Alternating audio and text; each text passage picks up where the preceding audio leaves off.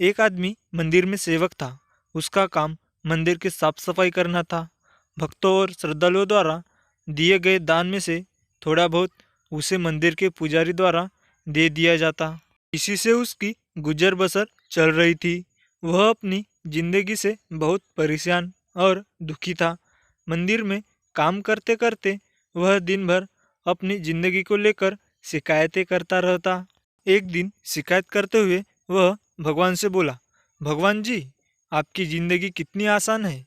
आपको बस एक जगह आराम से खड़े रहना होता है। मेरी जिंदगी को देखो, कितनी कठिन जिंदगी जी रहा हूँ मैं।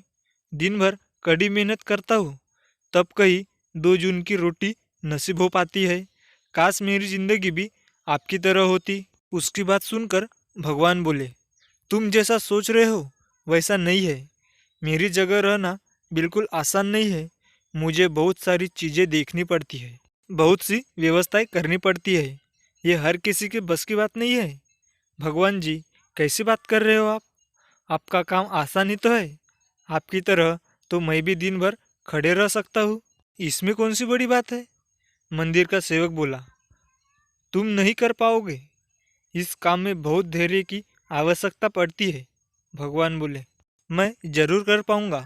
आप मुझे एक दिन अपनी जिंदगी जीने दीजिए। आप जैसा बताएंगे मैं वैसा ही करूंगा। मंदिर का सेवक जिद करने लगा।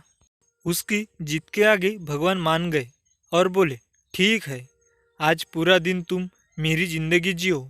मैं तुम्हारी जिंदगी जीता हूँ, लेकिन मेरी जिंदगी जीने के लिए तुम्हें कुछ शर्तें माननी होगी। मैं हर शर्त मानने को तैयार हूँ भगवान जी। सेवक बोला, ठीक है, तो ध्यान से सुनो। मंदिर में दिन भर बहुत से लोग आएंगे और तुमसे बहुत कुछ कहेंगे।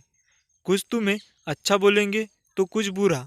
तुम्हें हर किसी की बात चुपचाप एक जगह मूर्ति की तरह खड़े रहकर धैर्य के साथ सुननी है और उन पर कोई प्रतिक्रिया नहीं देनी है। सेवक मान गया। भगवान और उसने अपनी जिंदगी एक दिन के लिए आपस में बदल ली। सेवक भगवान की जगह मूर्ति बनकर खड़ा हो गया।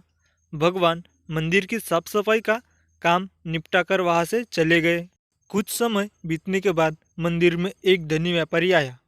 भगवान से प्रार्थना करते हुए वह बोला, भगवान जी, मैं एक नई फैक्ट्री डाल रहा हूँ।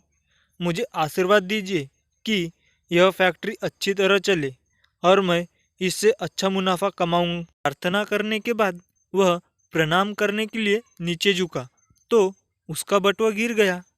जब वह वहां से जाने लगा तो भगवान की जगह खड़े मंदिर के सेवक का मन हुआ कि उसे बता दे कि उसका बटुआ गिर गया है, लेकिन शर्त अनुसार उसे चुप रहना था। इसलिए वह कुछ नहीं बोला और खामोश खड़ा रहा।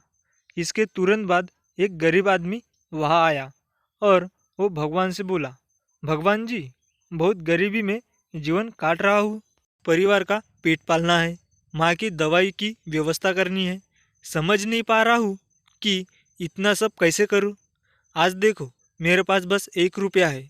इससे मैं क्या कर पाऊँगा? आप ही कुछ चमत्कार करो और मेरे लिए धन की व्यवस्था कर दो। प्रार्थना करने के बाद जैसे ही वह जाने को हुआ, उसे नीचे गिरा हुआ व्यापारी का बटुआ दिखाई दिया। उसने बटुआ उठा लिया और भगवान को धन्यवाद देते हुए बोला, भगवान जी, आप धन्य हैं। आपने मेरी प्रार्थना इतनी जल्दी सुन ली। इन पैसों से मेरा परिवार कुछ दिन भोजन कर सकता है। माँ की दवाई की भी व्यवस्था हो जाएगी। भगवान को धन्यवाद देकर वह वहाँ से जाने लगा।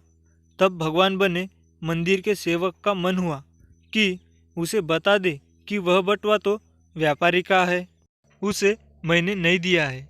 वह जो कर रहा है वह चोरी है, लेकिन वह चुपचाप रहने के लिए व्यवस्था, इसलिए मन मारकर चुपचाप खड़ा रहा। मंदिर में आने वाला तीसरा व्यक्ति एक नाविक था। वह 15 दिन के लिए समुद्री यात्रा पर जा रहा था।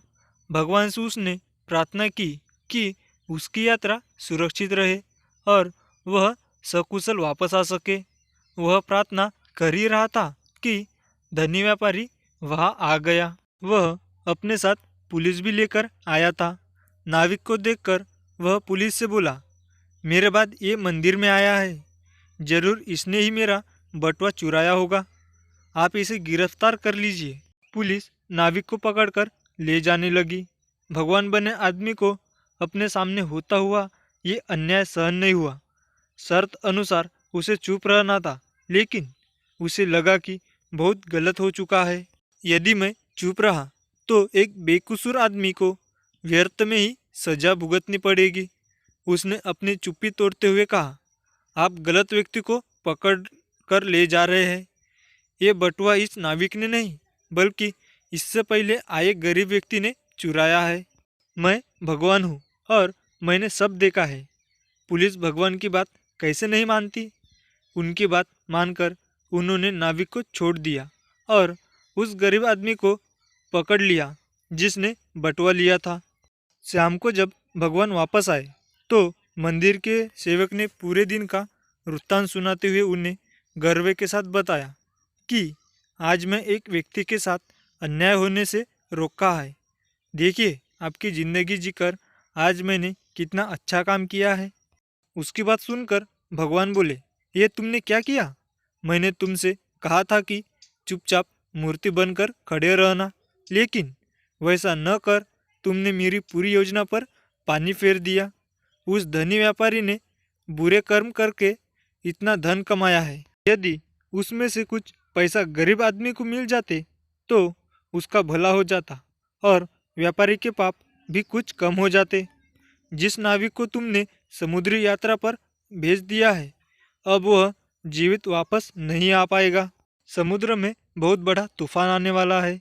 यदि वह कुछ दिन जेल में रहता तो कम से कम बच जाता। सेवक को यह सुनकर एहसास हुआ कि वह तो बस वही देख पा रहा था जो आंखों के सामने हो रहा था। उन सब के पीछे की वास्तविकता को वह देख नहीं पा रहा था। जबकि भगवान जीवन के हर पहलू पर विचार अपनी योजना बनाते हैं और लोगों के जीवन को चलाते हैं। कहानी की शिक्षा, यदि आपकी मर्जी से कुछ नहीं हो रहा तो इसका अर्थ है कि वह भगवान की मर्जी से हो रहा है, और भले ही देर से ही सही, भगवान की मर्जी से सब अच्छा ही होता है। Thank you.